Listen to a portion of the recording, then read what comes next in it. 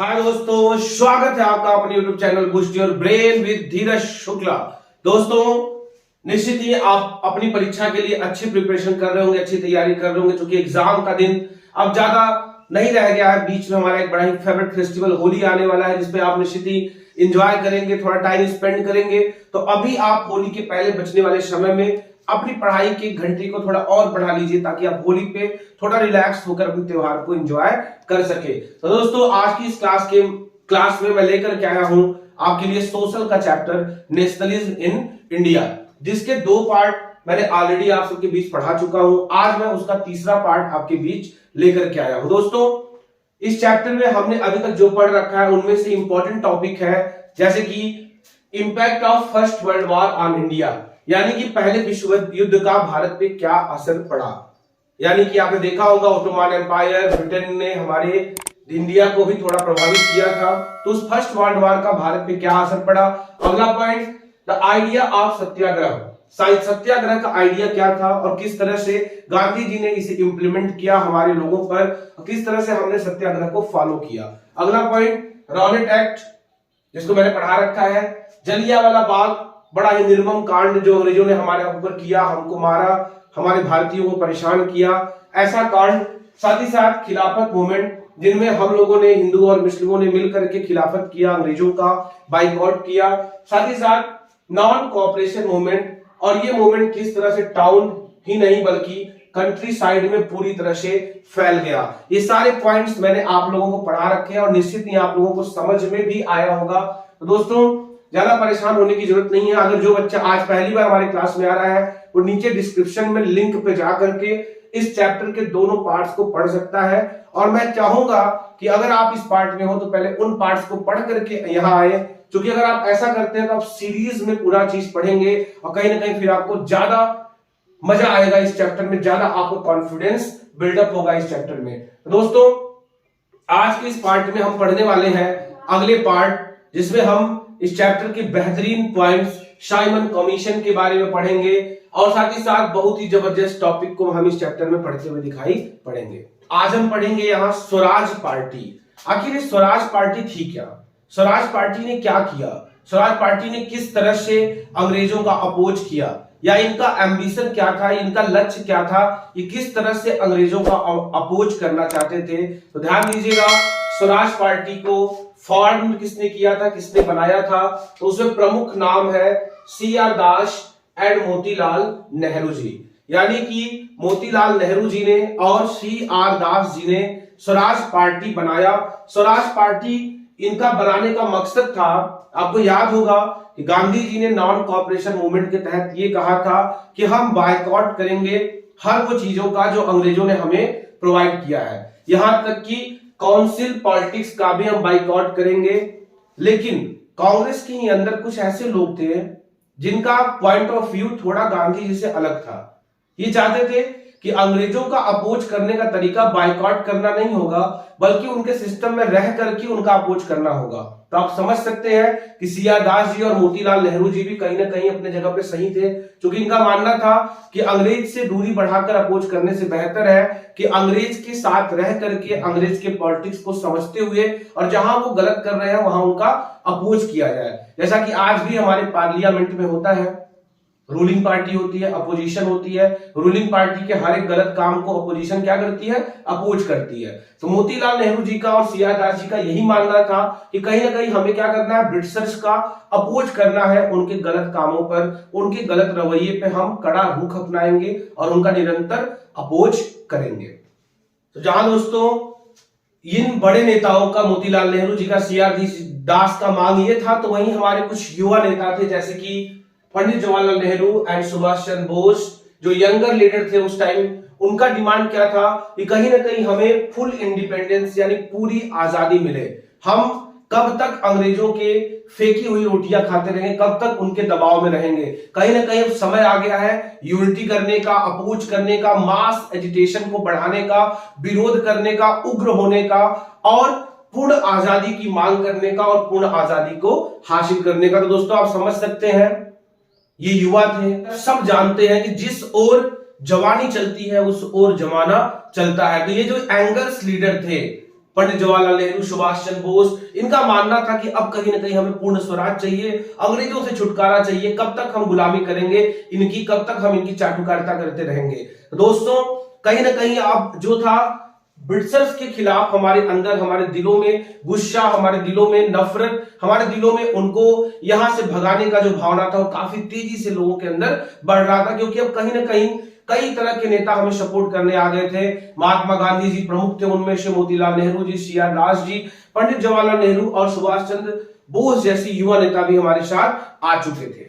My dear students, हम पढ़ते हैं लेट 1920 यानी 1920 के अंत में क्या दशा था भारत में। तो आप जानते होंगे कि 1914 से 18 तक वर्ल्ड वार चला था और वर्ल्ड वार का असर भारत पे भी बहुत पड़ा था। भारत कहीं ना कहीं वर्ल्ड वार के बाद काफी ज्यादा डिप्रेस हुआ था, भारत में काफी ज्यादा इकोनॉमिक क्राइसिस हुए थे, एग्रीकल्चर सामानों का दाम कम हो गया था, किसान बेचना बंद कर दिए थे, किसानों की हालत बद से बदतर होती जा रही थी। जैसे कि आप जानते हैं कि प्रेजेंट टाइम में रशिया और यूक्रेन के बीच युद्ध चल रहा है, जो कि फिलहाल वर्ल्ड वार तो नहीं कह सकते, लेकिन एक यूरोप में काफी बड़ी संकट की बात है और उस यूरोप का असर आज भी भारत में देखने को मिल रहा है। आपने देखा होगा कि अभी रिसेंटली पेट्रोल और डीजल के प्राइसेस में 10 से 15 रुपए की बढ़ोतरी हुई है। तो जैसे आज एक यूरोप में युद्ध से हो रहा है, तो निश्चित ही उस समय तो वर्ल्ड वार की सिचुएशन थी, ब्रिटेन वर्ल्ड वार में लड़ रहा था, ब्रिटेन हमारे देश पे गवर्न कर रहा था, तो निश्चित ही वर्ल्ड वार 1 का भारत पे काफी ज्यादा इंपैक्ट पड़ा था। और हुआ क्या था कि 1920 के आखिरी में वर्ल्ड वाइड इकोनॉमिक डिप्रेशन, पूरे विश्व में जो थी ना वो आर्थिक रूप से मंदी आ गई थी, जिसका असर भारत में भी देखने को मिला था। वही दूसरा पॉइंट था agriculture prices was begin to fall. जो एग्रीकल्चर प्राइसेस थे, जो खेती बाड़ी के सामान, अनाजों का दाम था, वो लगातार गिरने लगा था, जिसके कारण किसानों ने अपने गुड्स को बेचना बंद कर दिया था, कम कर दिया था, जिससे कि उनकी हालत काफी ज्यादा बिगड़ने लगी थी। यहां तक कि बहुत से किसानों के पास तो आजीविका के लिए भी साधन नहीं हो पाया था, यानी भारत की किसानों की स्थिति बद से बदतर हो गई थी। क्योंकि भारत में दैट टाइम मैक्सिमम लोग फार्मर्स थे, किसान थे, जो कि मात्र खेती के साधन से, उपज के साधन से अपने परिवार का जीविकोपार्जन कर पा रहे थे। तो कहीं ना कहीं वर्ल्ड वाइड डिप्रेशन के बाद भारतीय किसानों की प्राइसेस जो है लगातार गिरती गई और भारतीय किसानों की कंडीशन बद से बदतर होती गई। तो फ्रेंड्स होता क्या है, कंडीशन जो हो जाती है बद से बदतर हो जाती है, यानी कि भारतीय किसान काफी निराश, परेशान और हताश होते हैं। तो वहीं ब्रिटिशर्स दिन प्रतिदिन, डे बाय डे हमारे ऊपर नए नए कानून थोपते हैं, हमें अपने कंट्रोल में करने के लिए हर एक पैतरा आजमाते हैं, हमें ब्रूटली तरीके से पनिश करते हैं, जिससे कि हम काफी परेशान हो जाते हैं। और दोस्तों अंग्रेजों का यहाँ एक और बड़ा कारनामा सामने आता है। अंग्रेज हमको परेशान करने के लिए एक और गंदा और काला कानून हमारे ऊपर थोपना चाहते हैं। That was the Simon commission. आप जानते होंगे साइमन कमीशन बड़ा ही इंपॉर्टेंट टॉपिक है आपके एग्जाम के दृष्टिकोण से, तो साइमन कमीशन से बोर्ड एग्जाम में कई बार क्वेश्चन आते दिखे हैं। तो आप इस टॉपिक को बड़े ही ध्यान से देखिएगा, हर एक पॉइंट्स जो मैं आपको समझाऊंगा बखूबी नोट करिएगा, समझिएगा और पढ़िएगा। जैसा कि साइमन कमीशन, सबसे पहले आप जानिएगा साइमन कमीशन भारत कब आया। तो Simon commission arrived in India in 1928। Simon commission Bharat में 1928 में आता है। कब आता है? 1928 में आता है। It was constituted under John Simon, और इसको लाने वाले कौन होते हैं? John Simon. ये एक इंग्लिश ब्रिटिशर्स थे जो कि साइमन कमीशन हमारे ऊपर थोपना चाहते थे। इसका मकसद क्या था ये आप ध्यान दीजिएगा। साइमन कमीशन क्या करना चाहता था?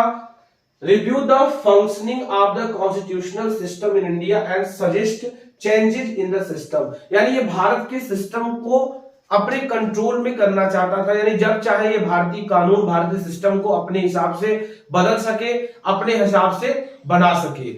और इस सिस्टम का, इस कमीशन का हमारे इंडियंस ने काफी ज्यादा अपोज किया। और अपोज करने का कारण क्या था आप ध्यान दीजिएगा। No Indians in it. इस कमीशन में कोई भी भारतीय नहीं था। तो इंडियंस जानते थे कि ब्रिटिशर्स बड़े ही गंदे हैं, बड़े ही बुरे हैं, ये कभी भी हमारे ऊपर कोई भी गंदा सा कानून थोप सकते हैं, जिसका निश्चित ही हमें बहुत सारा नुकसान देखने को मिल सकता है। और तो और इस कानून में कोई भारतीय का ना होना, यानी सीधे सीधे अपने सर पे पत्थर मार देना, तो निश्चित ही इंडियंस इस बात को जानते थे, इसलिए वो इसका बहुत ही ज्यादा संख्या में अपोज करना शुरू कर दिए।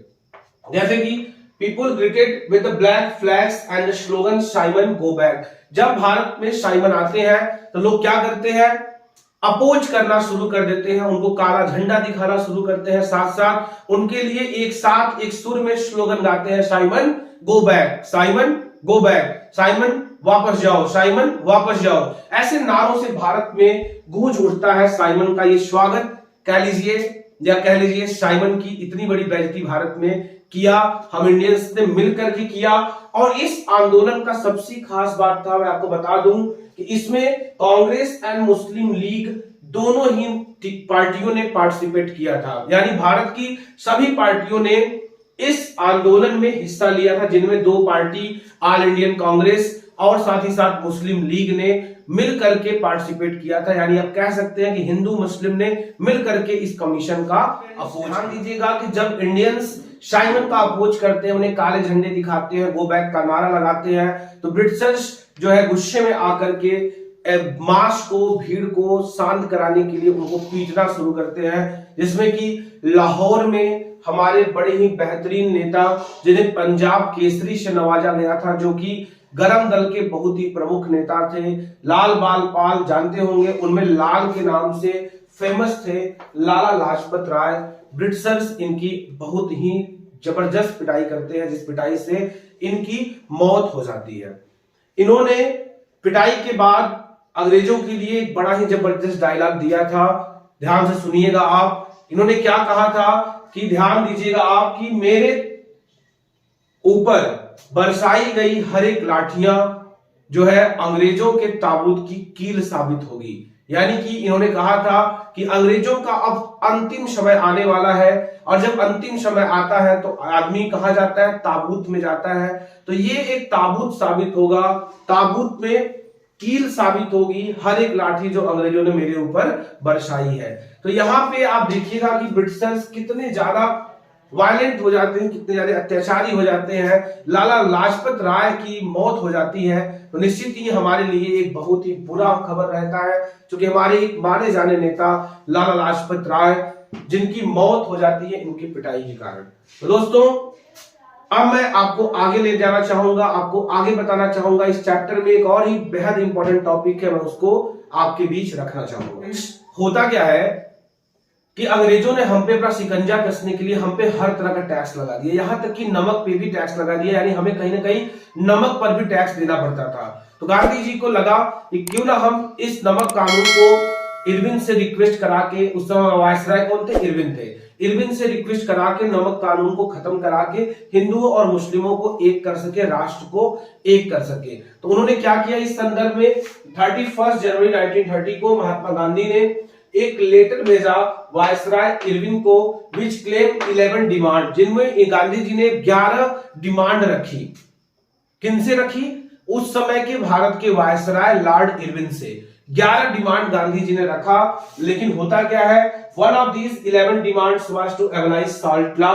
इस 11 में से एक डिमांड ये भी था कि सॉल्ट लॉ को एबलाइज कर दिया जाए, सॉल्ट लॉ को खत्म कर दिया जाए।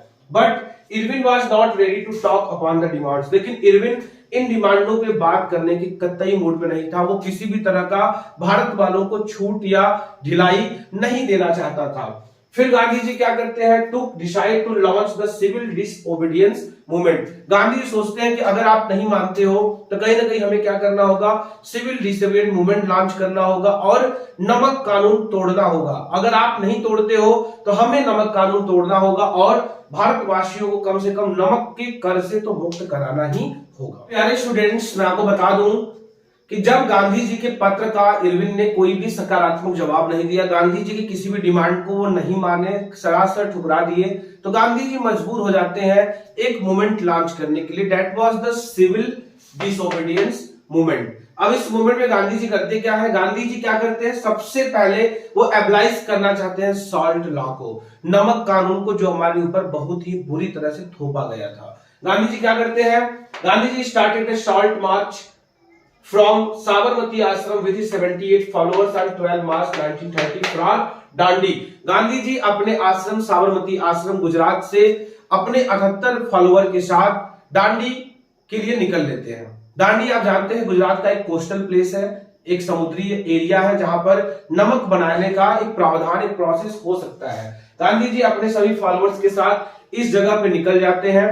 गांधी जी के साथ उनके 78 अनुयायी यानी 78 फॉलोअर और होते हैं।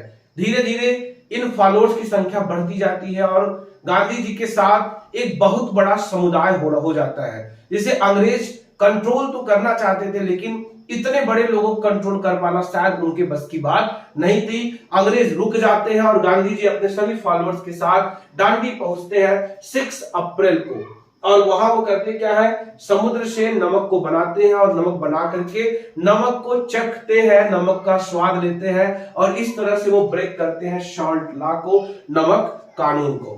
कहीं ना कहीं इसके बाद सही मायने में शुरुआत होता है सिविल डिसओबीडियंस मूवमेंट। और इस मूवमेंट के तहत होता क्या है कि लोगों ने फॉरेन क्लॉथ्स को बाइकआउट करना शुरू कर दिया, किसानों ने टैक्सेस को पे करने से रिफ्यूज कर दिया, मना कर दिया, विलेज ऑफिशियल्स रिजाइन, विलेज के जो ऑफिशियल थे उन्होंने अपने पद छोड़ दिए, साथ ही साथ बहुत से जगह पे फॉरेस्ट लॉ जो जंगल कानून अंग्रेजों ने बनाया था, लोगों ने उसको भी वायलेट करना शुरू कर दिया, उसको भी तोड़ना शुरू कर दिया।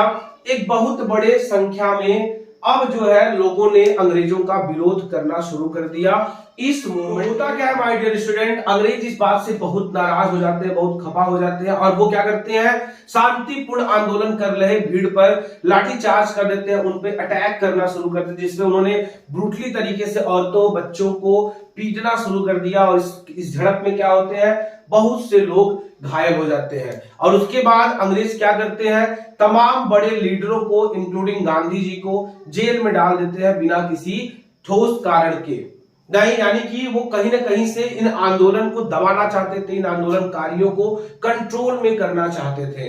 तो दोस्तों हम पढ़ते हैं कि क्या कारण हुआ, इतने बड़े आंदोलन को गांधी जी ने कॉल ऑफ कर लिया, यानी गांधी जी ने मना कर दिया, गांधी जी ने यह आंदोलन बंद कर दिया। इसका क्या कारण था, जो आंदोलन बड़े तेजी से पीक पे चल रहा था, शहर से गांव, गांव से शहर, लोगों से औरतों बच्चों बूढ़ों सबके अंदर एक आक्रोश और जोश भर गया था अंग्रेजों के खिलाफ। फिर इस आंदोलन का बंद करने का कारण आखिर गांधी जी ने क्यों किया, गांधी जी ने क्यों इरविन से समझौता किया, क्यों इस कानून को, क्यों इस मूवमेंट को, इस आंदोलन को रोक दिया, हम देखते हैं। आंदोलन को बंद करने का कारण ये था कि ये जो मूवमेंट था ना, अब ये फिर से वायलेंस का रूप ले रहा था, कहीं ना कहीं से ये हिंसक हो रहा था। अब्दुल गफ्फार खां को अरेस्ट किया गया अप्रैल 1930 में, साथ ही साथ बहुत से जगहों पे वायलेंस होने लगे, झड़प होने लगे, जो गांधी जी को पसंद नहीं था। जो गांधी जी जो अपनी लड़ाई लड़ना चाहते थे वो ट्रूथ एंड नॉन वायलेंस के बेस पे, अब वायलेंस होने लगा तो गांधी जी ने इस मूवमेंट को कॉल ऑफ कर दिया। साथ ही साथ उन्होंने लॉर्ड इरविन के साथ, उस समय के वायसराय के साथ एक पैक्ट किया, एक समझौता किया।